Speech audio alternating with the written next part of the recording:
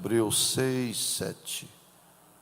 Pois a terra que absorve a chuva, que cai frequentemente, e dá colheita proveitosa àqueles que a cultivam, recebe a bênção de Deus.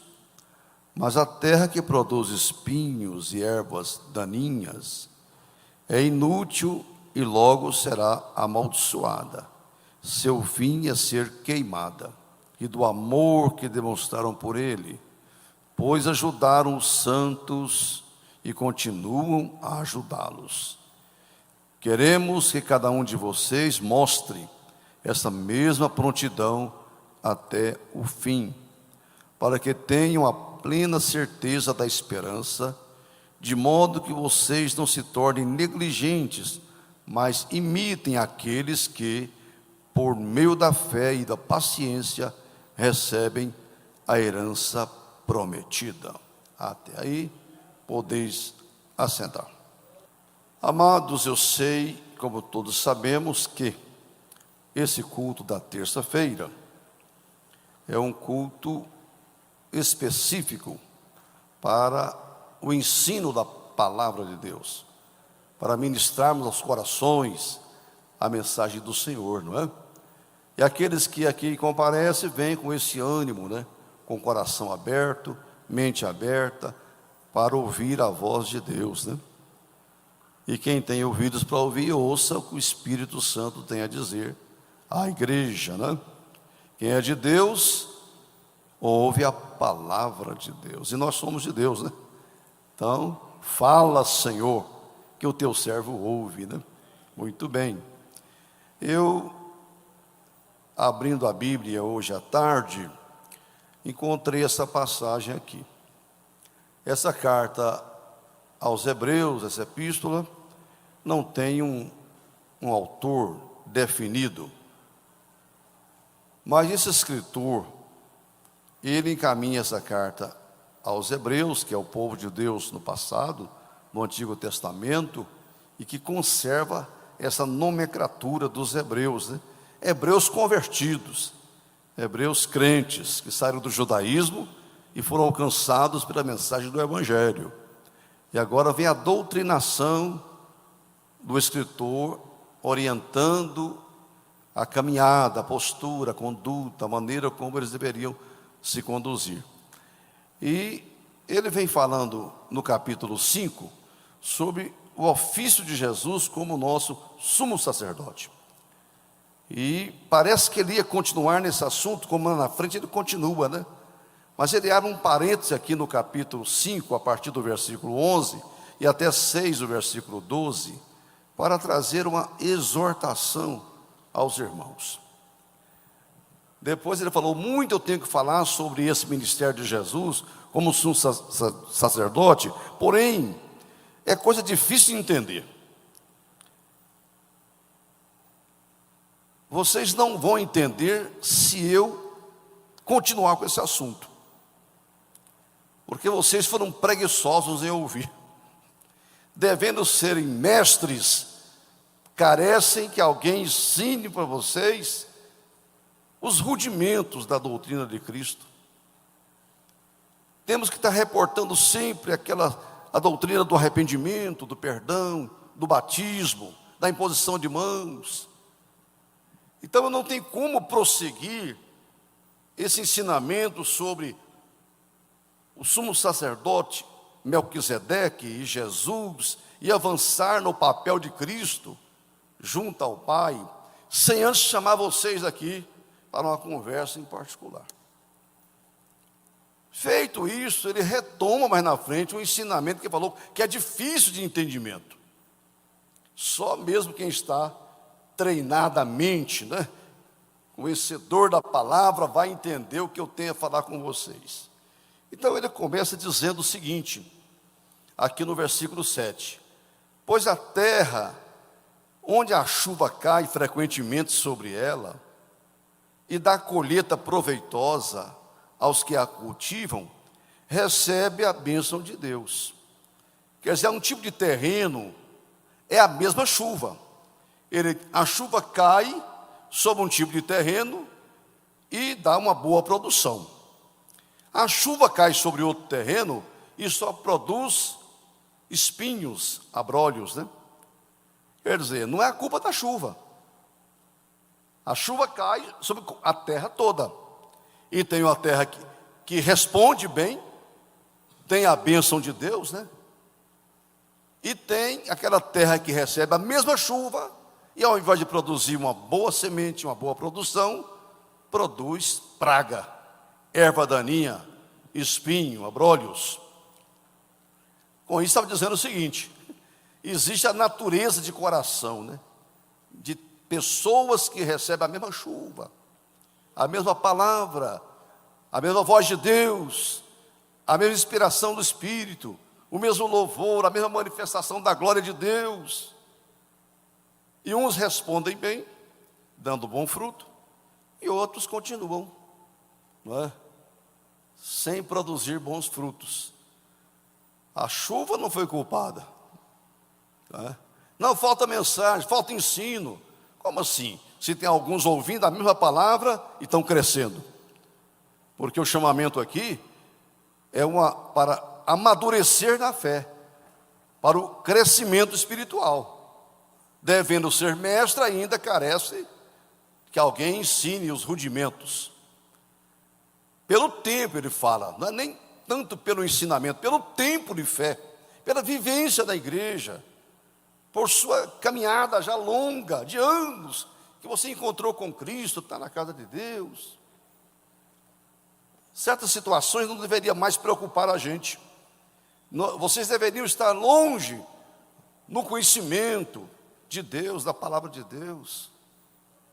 No entanto, quando eu vou pregar, dizia o escritor, né, eu preciso me conter, porque eu compreendo que vocês não cresceram. E por que não cresceram? Então ele vem dizer isto, né? Porque vocês não conseguem comer uma comida sólida, só absorve o leite, não é? E leite é um alimento para infantis, né? Há uma fase normal na vida da criança que tem que alimentar de leite mesmo. Você não pode dar uma comida sólida para uma criança, né? Não, tem as etapas certas. Mas também a fase adulta, a pessoa precisa, a gente nunca deixa de tomar o leite, né? Leite é bom, embora alguns falem que para adulto não resolve nada, mas é bom tomar leite, né? Tem muito cálcio, tem muita proteína, tem muita coisa boa, muita gordura boa, precisa tomar leite. Mas não é só leite, né? Precisa algum outro ingrediente aqui para poder ter uma comida mais sólida, né? Então por que vocês não conseguem sair da praia, ir para o alto mar, sair da rasura da fé e avançar? Devido ao tipo de alimentação que vocês estão absorvendo. Quer dizer, é claro que toda pregação, toda mensagem, ela tem leite, mas tem também, como é que você fala, Eliseu? Substância, né? Substância. Tem proteína, tem uma gordura, tem muita coisa forte, né? Até difícil do organismo absorver, né? O fígado custa processar certa coisa, e dentro da gente você fica com dificuldade de processar aquele tipo de comida que eu recebi na terça, no domingo de manhã, né? E alguma mensagem que Deus fala com a gente. Mas é preciso. Há pessoas que só se alimentam de leite. Ele falou, a culpa de vocês é exatamente essa. Vocês não cresceram na fé, no conhecimento, exatamente devido a isso. Então ele começa exortando, né? A exortação ao progresso da fé. Tempo de criança. Meninos na fé. Nunca cresceram. E para onde eu tenho que caminhar depois que eu sou salvo? A palavra de Deus diz o seguinte: Deus quer que todo homem seja salvo. Mas não põe um ponto final, né? É uma vírgula. E cheguem ao pleno conhecimento da verdade. Então a salvação é uma porta. Agora você tem que entrar e sair. E achar pastagem, né? Para desenvolver a sua vida espiritual. Foi Jesus que falou isso, né? Entrará, sairá lá do outro lado, né? E vai encontrar comida boa, pastagens. Mas a pessoa entrou e não saiu. Não passou para o outro lado. Ninguém discute salvação. Salvo está. Mas tem que chegar ao pleno conhecimento da verdade. E o apóstolo São Pedro, na primeira carta dele, capítulo 2, versículo 2, ele fala que nós temos que, como crianças que nascemos de novo, desejar ardentemente o leite espiritual, né? Através do qual vades crescendo. Até um certo ponto, o leite ajuda o crescimento. Mas daqui para frente, não só o leite. E vocês só se alimentaram de leite. Então ele vem dizendo isso, corroborando com Efésios 4, quando ele fala que o ministério foi dado à igreja, ministério pastoral, profético, apostólico, evangelístico e tudo mais, querendo o aperfeiçoamento dos santos, para que não sejamos mais meninos inconstantes, levados por todo tipo de ventania, né?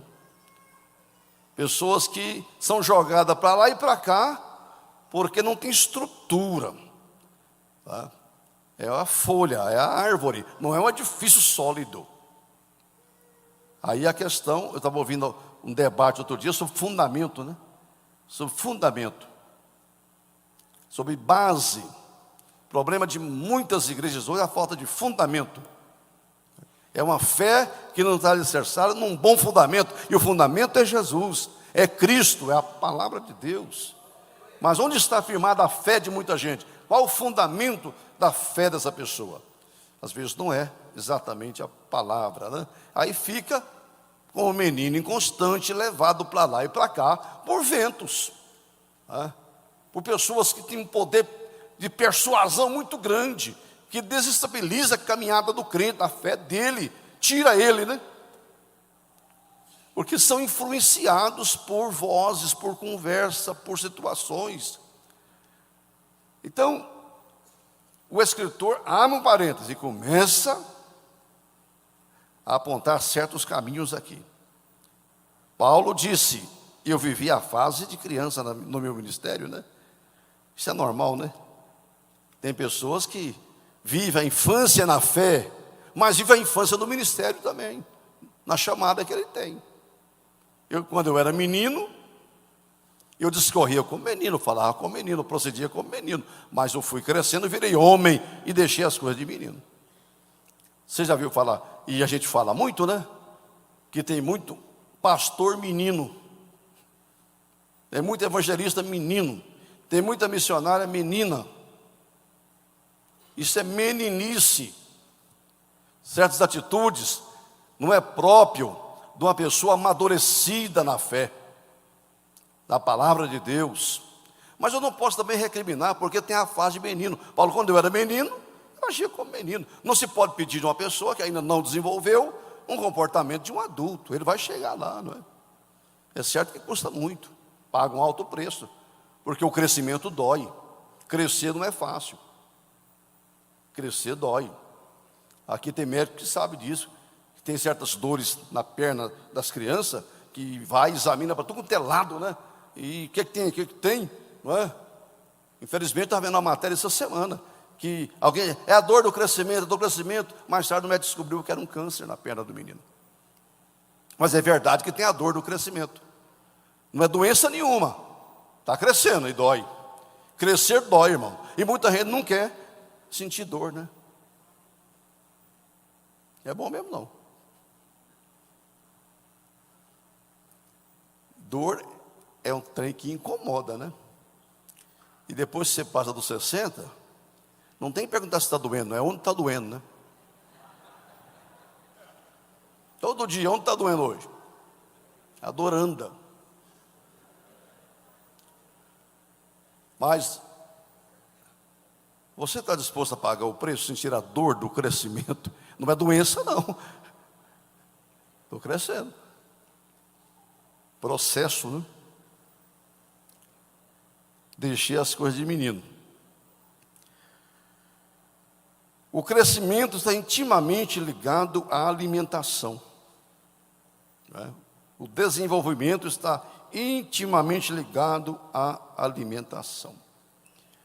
Eu já vi muita mãe falar o seguinte: meu leite não está alimentando meu filho, minha filha, né?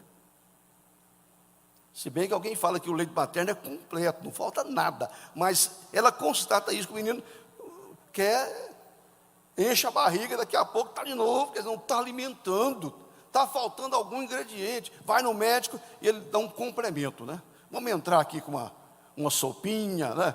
Com esse leite não sei o quê, não é? Vamos entrar aqui com um reforço, porque o leite não está sustentando. Então, o processo de crescimento passa pela boa alimentação, né? Está absorvendo? Não está faltando chuva, não está faltando palavra. Tem gente que fica buscando aí, porque eu não estou crescendo, e a culpa é sua, que não absorve a palavra. Aliás, é errado estar buscando, porque a Bíblia diz através de Paulo: bom é que o coração se fortifique com a graça. Busque graça e não manjares. Manjares está cheio para todo lugar, na internet, na televisão, no rádio, nas igrejas, para todo lado, manjares. Mas é bom que o coração se fortifique com a graça e não com manjares. Nessa busca aí, a pessoa ingere muita coisa contaminada, venenosa, né? Que ao invés de dar saúde, está matando ele. Está deixando ele assim, inseguro quanto à Bíblia, quanto à fé, quanto à liderança.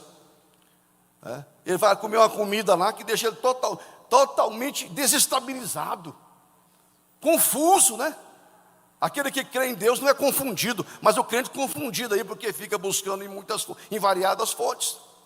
Teve um irmão aqui em Campinas que leu e ficou doido. Enfraqueceu, porque começou a profetizar que vinha uma astronave do céu, não é? E desenhou ela. Jesus vem buscar, não é mais nas nuvens, arrebata. Ele tem umas naves espaciais que viria. Conhece, né? Então é manjares, né? São manjares que a pessoa busca, e aí ao invés de crescer, né, ele fica doido. Não desenvolve a fé, confiança. Então, irmão, não fica alimentando em vários pastos, não é? A chuva está caindo aqui em Campinas, ou na igreja que a pessoa frequenta lá, está caindo, absorve a palavra. Porque aquela que absorve dá bom fruto e tem a bênção de Deus. Quem não absorve a palavra produz só tristeza, ódio, falatório, murmuração, espinho, abrolho, e não, já está caminhando para a maldição, diz o texto sagrado aqui, ó. E breve será queimada. Queima mesmo, vira nada. E ele até cita alguém que professou fé, aqui no capítulo aqui, o nome de Jesus, experimentou os dons celestiais e depois caiu. E é impossível ser renovado. Aí uma discussão que eu não quero entrar nela. Crucificaram de novo Jesus.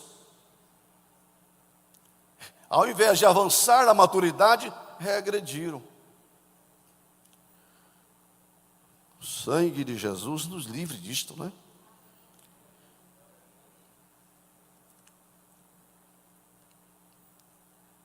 Então ele coloca aqui o seguinte, ó: barreiras ou impedimento ao crescimento. No capítulo 5, verso 11, me parece, ele fala: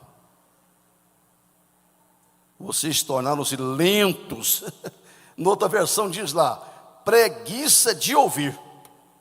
Por que não cresce em maturidade, em conhecimento, em comunhão, em graça, numa fé viva em Deus? Preguiça de ouvir. Ele não poupou, não. Quanto a isso, temos muito que dizer a isto que é o ministério de Jesus. Coisas difíceis de explicar, que vocês se tornaram lentos para aprender. E em outra versão diz: preguiça de ouvir. Meu Deus, nós estamos vivendo, não na igreja, aqui em Campinas, mas de forma geral, se cumpre o que Paulo profetizou, falando com Timóteo, né? Que chegaria um tempo em que o povo teria comichão nos ouvidos.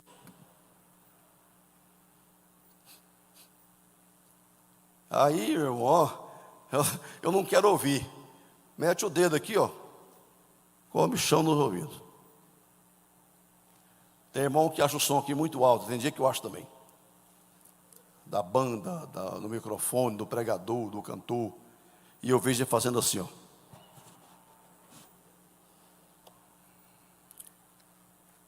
Não é o caso, né? Mas tem muita gente que espiritualmente faz assim. Literalmente. Não é?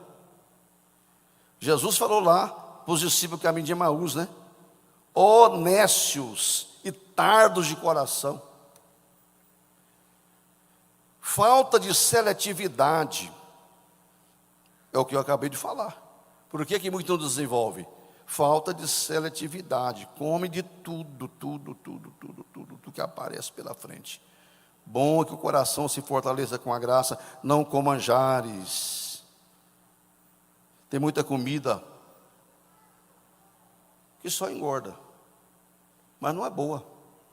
Não tem bons nutrientes, né? Outras pregações também engorda a alma, incha o espírito, mas não dá musculatura. Não dá musculatura, só dá gordura. Não dá musculatura. É bom ter gordura, precisamos da gordura, mas precisamos muito mais da musculatura. Alimentos pobres em nutrientes. Pastor, essa mensagem do senhor aí dá duro de ouvir, né? Boa então. Então, se está difícil é porque está boa. Se está absorvendo fácil, não é bom não. É integral, né? A comida, o alimento integral demora mais, né? Você tem demora a digestão, né? Mas não vira açúcar.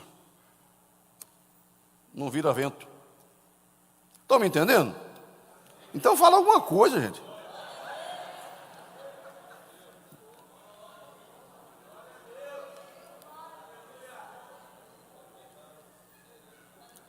Outra coisa, o que é uma barreira, o impedimento ao crescimento?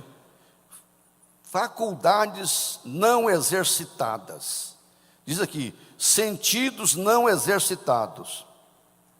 Sedentarismo cristão. Sedentarismo espiritual. Porque quando os sentidos são exercitados, a pessoa compreende bem a voz de Deus, né? A palavra do Senhor. Isso aí eu vivo isto, né? Os sentidos, a compreensão dele, né? Não está inativa, está em funcionamento. A mente não está enferrujada, a mente espiritual está em constante desenvolvimento. Nós sempre ficamos muito preocupados com isso, irmão. Porque hoje eu estava vendo o programa do Luiz Alberto sobre Alzheimer, né? A mente não pode ficar parada, não. Tem que exercitar. Tem que ler muito, fazer qualquer coisa, enfim, não pode ficar parada, não. Se a pessoa não exercita a mente, vai morrer nos neurônios. Tem muita gente aqui que tem uma idade avançada, mas a mente é muito boa. Que ele exercita, os sentidos são exercitados sempre. Imagine no campo espiritual, o crente está exercitando espiritualmente. Porque nós temos que nos exercitar fisicamente, recomendação dos especialistas. Mas o escritor fala que o exercício corporal para pouco aproveita, em relação ao grande proveito do exercício espiritual, não se compara.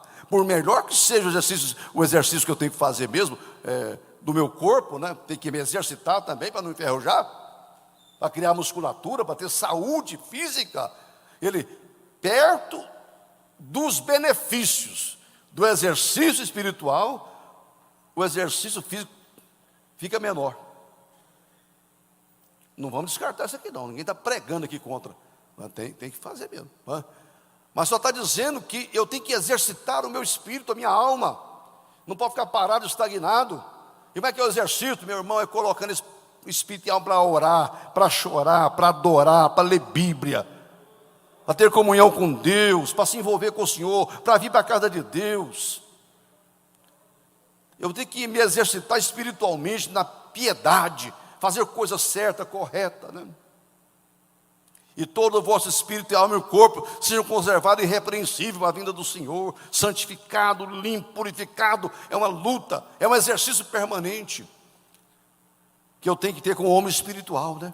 O meu homem interior, o corpo, o espírito e a alma precisam estar exercitados na palavra, estudando. Eu não compreendi aqui, eu busco um livro, eu vou no dicionário, eu vou perguntar, eu vou pesquisar, eu vou no original, eu vou no hebraico, no latim, no grego, eu vou, mas essa minha não vai cair frutífera. Eu vou ter compreensão nesse assunto. Aleluia! É assim que a pessoa cresce, se desenvolve. Mas quando existe essa falta de exercício espiritual, então fica difícil a pessoa entender depois as coisas de Deus, né? Tem que abrir um parênteses mesmo, esperar, por melhorar para depois avançar um pouco mais, né? Sentidos não exercitados, sedentarismo cristão. Se você não lê Bíblia, você é um sedentário espiritual. Se você não ora, você é um sedentário espiritual. Se você não jejuma de vez em quando, porque não pode ser uma coisa costumeira, não é? Tem sacrificado, tem que mostrar para o corpo à toa, não é? Respeita as cores, não é? Está exercitando espiritualmente. Quando você pratica o amor, quando você exerce o perdão, você está fazendo um exercício espiritual. Está desenvolvendo o seu espírito, a alma. É difícil porque, né? Porque se você vai para uma academia e fica lá 1 ano, 2, 3, e é os mesmos exercícios, né? O seu organismo acostuma com aquilo. Tem que ter uma coisa diferente. Um dia tem um peso maior, um dia corre mais, não é? Um dia faz uns abdominais mais, 30, outro dia 40. Agora tem um negócio de fazer uma prancha ali, né? Eu fico disputando com a bispa lá, 1 minuto, 1 minuto e meio, eu dou conta. E ela fica para trás, né? Mas se ficar só 30 segundos, está acostumado, né? Então é preciso mexa-se, né? Conformismo era outro problema que levou o impedimento em busca da maturidade lá, o conformismo. Olha, eu estou contente com o básico, né? Estou contente com o básico, é o suficiente. Vocês lembram que antigamente os fazendeiros moravam em roça, não é? Os pais mandavam o menino para a escola e depois tirava da escola rapidamente. Ele já aprendeu a ler e escrever, tá bom. Meu filho sabe ler e escrever, não tem que ir para a escola mais não. Já sabe as 4 operações da matemática: somar, subtrair, dividir, multiplicar. Tá ótimo. Já decorou a tabuada, para que estudar mais? Eles são os conformados, o básico, né? Não, meu irmão, o Senhor quer que você se torne um pós-graduado em Bíblia, nas coisas de Deus, especialização, né? Tem gente que não para nunca. E realmente não tem isso não, né? Tem doutor em Bíblia. Ninguém vai ser doutor em Bíblia, irmão. Tem muita gente que formei em Bíblia, sou doutor em Bíblia. Eu acho que está precisando estudar um pouco mais. Isso aqui ninguém forma aqui não. Ninguém vira doutor em Bíblia. Sempre aluno, sempre estudando, especializando, pós-graduado, e vai. Mas ele tem que chegar e falar: eu não sei nada ainda, né? Diante da dimensão, da grandeza da revelação de Deus. Então as pessoas conformaram com os rudimentos da doutrina, né? Só quer saber dos rudimentos. Aqui está no capítulo 6 aqui, né? Só os rudimentos. Aqui, irmão, é o parênteses que a gente abre para depois você próprio despertar e investir mais no seu crescimento espiritual, na maturidade cristã, para chegar um tempo em que você vai dizer o seguinte: nada poderá me separar do amor de Deus. Nem a tribulação, nem a pobreza, nem a riqueza, nem a luta, nem a vitória, nem a altura, nem profundidade, nada vai me separar do amor de Deus que está em Cristo Jesus, nosso Senhor. É a convicção daqueles crentes que caminhavam para o paredão para ser fuzilado, mas ia cantando: eu estou seguindo a Jesus Cristo, atrás não volto mais.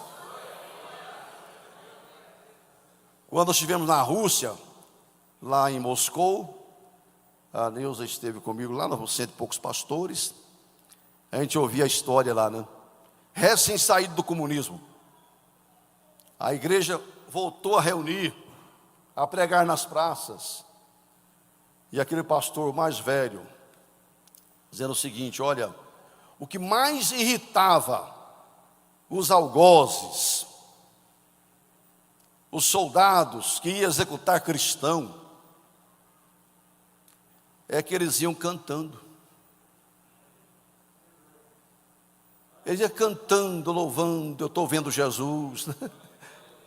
E isso é que deixava eles mais irritados contra os crentes, que iam cantando para a morte. Será que esse pessoal cresceu no amor a Deus, no amor a Jesus, ao Evangelho, as coisas do Senhor?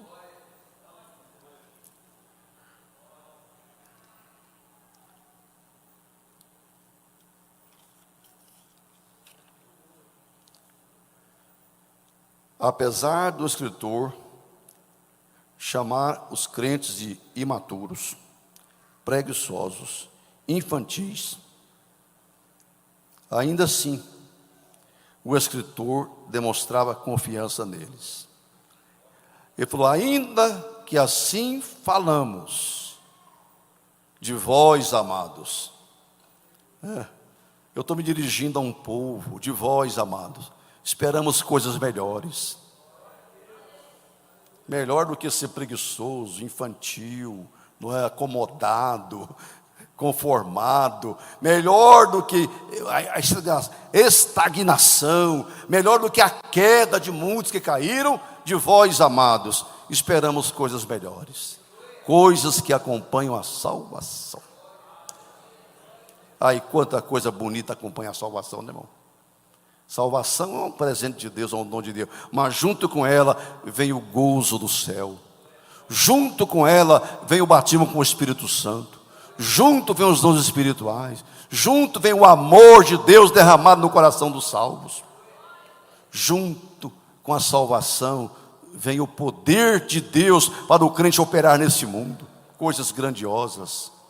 Junto da salvação vem a promessa de prosperidade 100 vezes mais nessa vida e depois a vida eterna. Fiquem em pé comigo, vós, amados, de quem esperamos coisas melhores, não é? Isso é para eles lá. De vós, amados, esperamos coisas melhores. Coisas que acompanham a salvação. Louvado seja o nome de Jesus.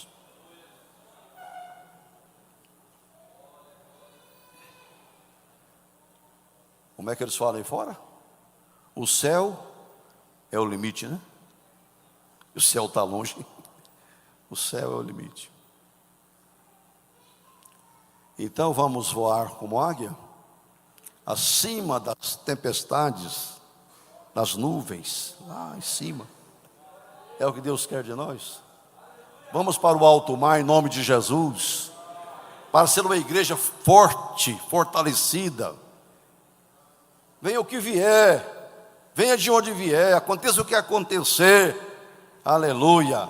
Eu tenho pregado em muitas igrejas por onde talvez eu não passe mais, mas eu faço um apelo, meu irmão, eu quero voltar daqui 10 anos nessa igreja, eu quero te ver aqui dando glória a Jesus, igual hoje você está fazendo.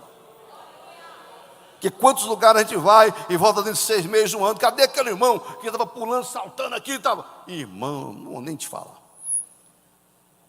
Sangue de Jesus tem poder. Aleluia. O negócio aqui é para sempre, né? É igual quando casa, é para sempre. O negócio com Jesus é para sempre. Levante sua mão, vós, amados, de quem esperamos coisas melhores. Ó Deus e Pai, no nome de Jesus, temos pregado a palavra que não é nossa, está conosco. Senhor, que possa alcançar vidas.